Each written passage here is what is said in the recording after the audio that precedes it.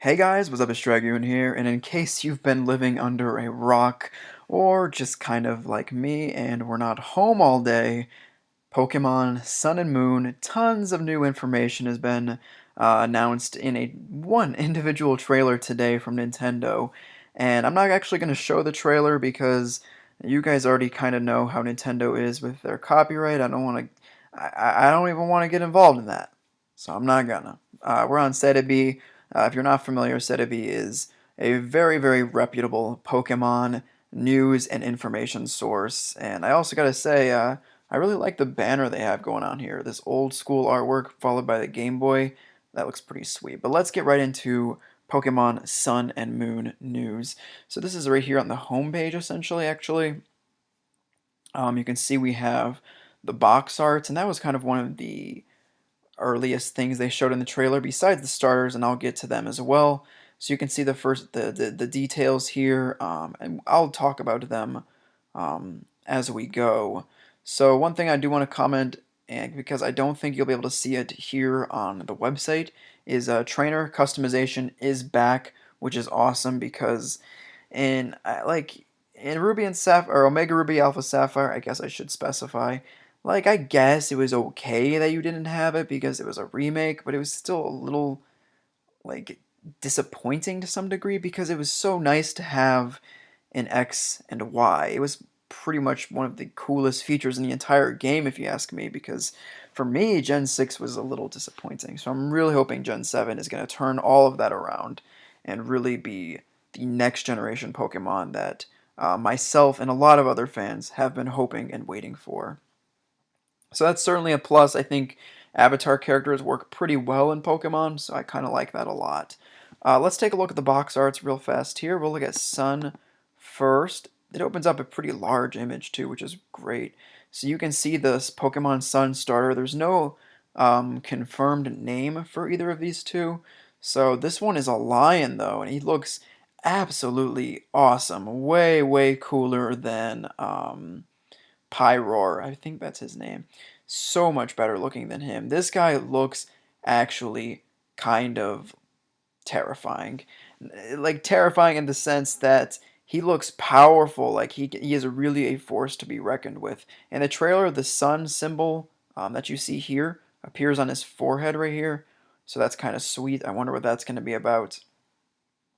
And then you can just see the rest of the box art. It's a pretty simple backdrop, nothing really too crazy there. You don't really need anything too much. They still use the old school Pokemon logo that I really wish they would change, honestly.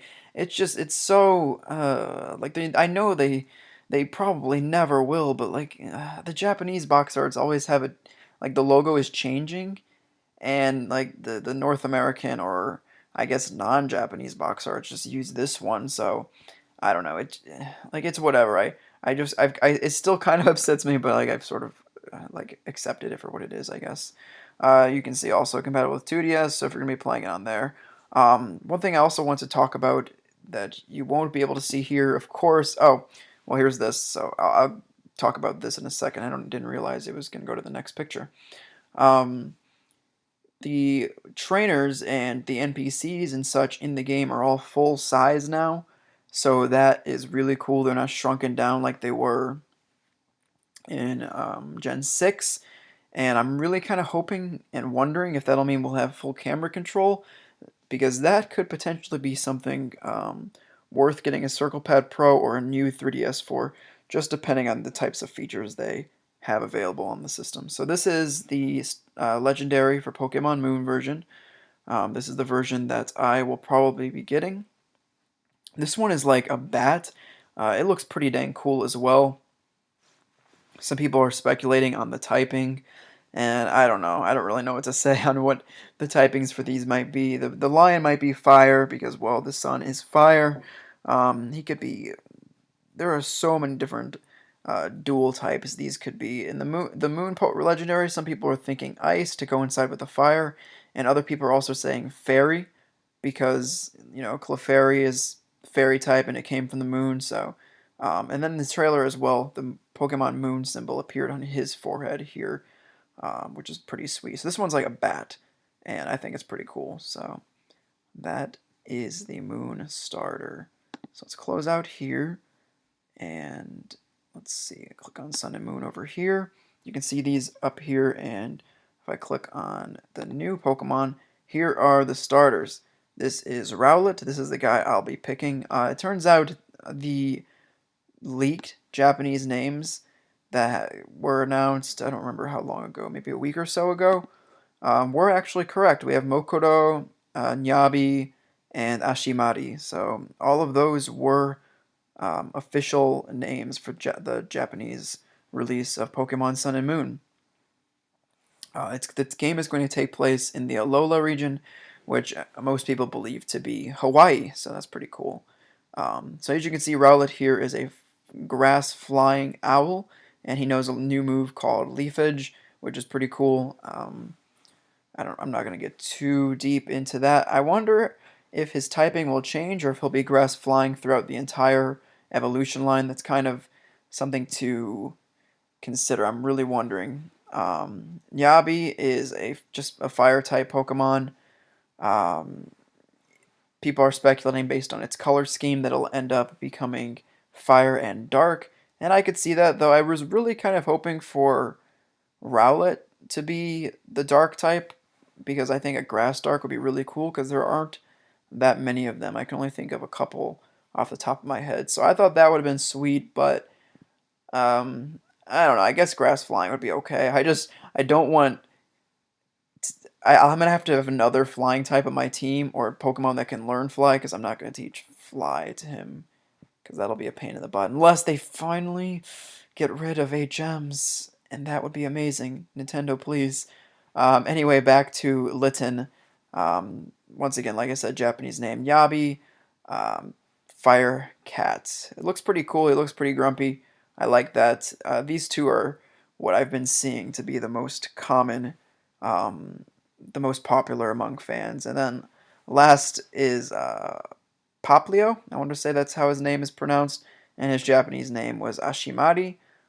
He's like a sea lion. Oh, look at that. A sea lion.